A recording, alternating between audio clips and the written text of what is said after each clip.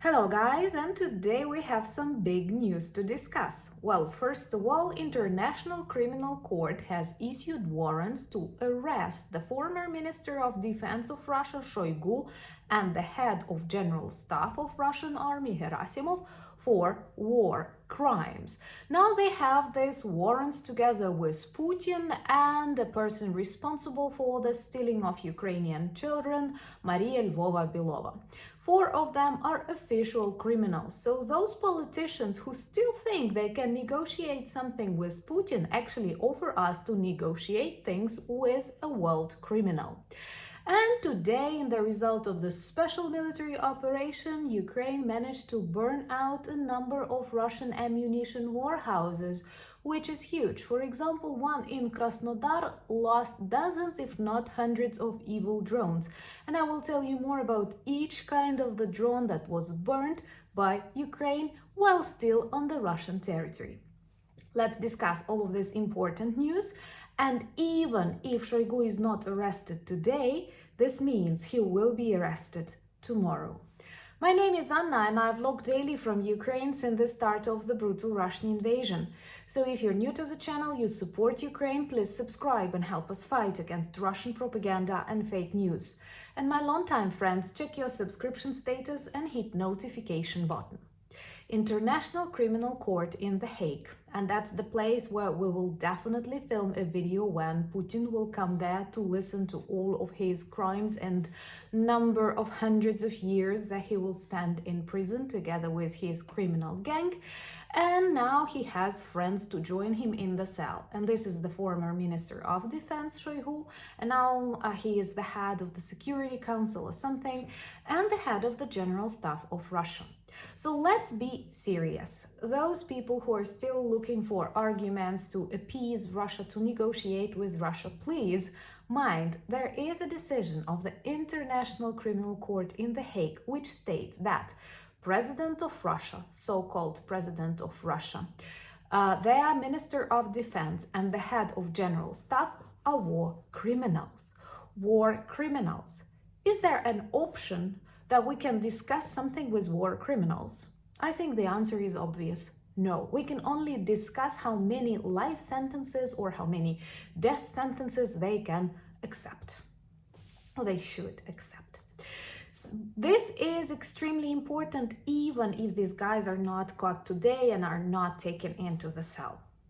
I know Putin got his warrants like almost a year ago together with this so-called ombudsman for children responsible for the stealing of Ukrainian children, Maria Lvova-Belova, and now joined by the head of Russian army. So the head of Russian army is officially a war criminal. Of course, in Russia, they have a very perverted understanding of justice and world and social life. They will treat it as an acknowledgement that they are fighting well against NATO, the United States, and so on, even though NATO hasn't even started.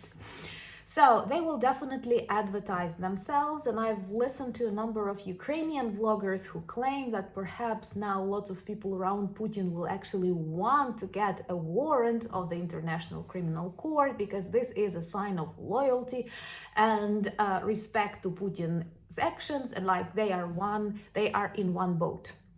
Well, actually they are in one boat that is sinking. And of course, they have their own system of justice in their Russian courts. They have already sentenced lots of Ukrainian deputies, the Ukrainian president ad absentia, if I'm saying it right. But what is good for Russia is deadly for the rest of the civilized world. And we know that well. If you're new to the channel, please subscribe. This is the easiest way to demonstrate your solidarity with Ukraine and help us spread more information. So you may say that what's the essence, what's the need to issue these warrants if they are not caught on the next day and not dragged to The Hague and then hidden somewhere in prison? Well, first of all, because they are hiding in their closed, isolated parts of the world. And if you look at Putin's itineraries, they are very exotic, like the North Korea. And second, of course, It may take some time, but this is an important precedent. And one day soon, Russian regime will collapse. And as with all dictatorships, this will happen in a blink of an eye. Do you remember Prigozhin's march like a year ago to Kremlin? To the Kremlin. Many of us hoped it will end with the collapse of the Putin's regime. It did not. Prigozhin is now with Navalny. But one day this will happen, and lots of these people with their warrants will very quickly get to The Hague.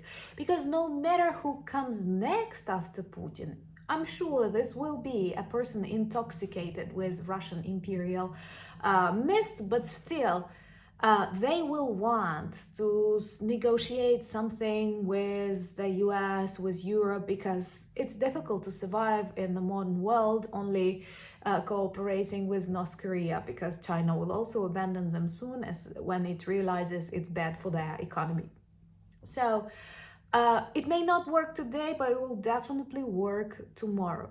I know some countries have issues with the International Criminal Court, and it is also the task of Putin to cause more wars, more conflicts around the world, so that the system of justice seems imperfect and you cannot make your mind.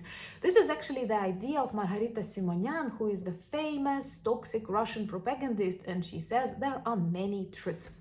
No. So anyway, what is also unprecedented, I know I always pronounce precedent the wrong way, I should say precedent. You see, that's my Ukrainian jumping in, I'm sorry. But I'm always grateful for all your advice, and sometimes I know what's the correct version, but you know, I'm Ukrainian. That's the proof. So anyway, another important thing is that criminal court rarely states what is the reason for the arrest, and in this case they have very vividly described war crimes committed by Gerasimov and Shoigu when they are guilty for the deaths of many civilian Ukrainians and destruction of civilian infrastructure and so on and so forth, which is also a signal to other Russian military that may be, which I don't believe, partially sane, and this will hint them that doing the way Shoigu and Gerasimov did, they will get in the same prison. So maybe this will, like in the criminal court, they hope this will prevent something, but I have no trust in Russia. I have no hope for Russia. I do have some hope for Belarus, but that's a different topic. Let me know in the comments below, would you like me to speak more about Belarus on the channel? So let's get back to more important things, and these are the destruction of two big ammunition warehouses. By the way, am I right saying this? Because my Ukrainian brain wants to substitute it with a storage. That's the way we describe it. And they were burnt out in the result of the special military operation of Ukrainian armed forces, and I'm really proud of that. And for example, in Krasnodar, in Yeysk, you often hear the name of this city. It's next to the military airfield, and it has lots and lots and lots of training grounds around and specific ammunition that is needed for training drone operators, evil Russian drone operators. So in the result of this loud explosion, someone smoked again, maybe drones smoke, you know. So we destroyed, and I have a list. I like making up such lists. So minus 20 Shahed drones, minus 50 Lancet drones. These are active fighter drones. Minus 40 ZALA. These are spy drones, and minus 10 SuperCam. Plus some invaders are also missing. It happens. It's actually deadly for Russians to invade Ukraine, and it's deadly for Russians to stay in Russia the way it is. So Russians, organize yourselves and start fighting against Putin. I'm saying this, but I don't believe it is possible. Honestly, let me know, what do you think? Is it possible that one day Russians will start protesting? I know many write advice in comments saying you should liberate them, you should teach them democracy. But how? When everyone thinks it's impolite to interfere, and you know, so many decision makers around the world are still afraid to bombard Russia even with correct messages. I'm not saying missiles, I'm not saying bombs, but let's try and reach that population. And they say, we cannot interfere. We should interfere. This country is an isolated authoritarian regime that is deadly for Russia and for the world. So we do have to interfere.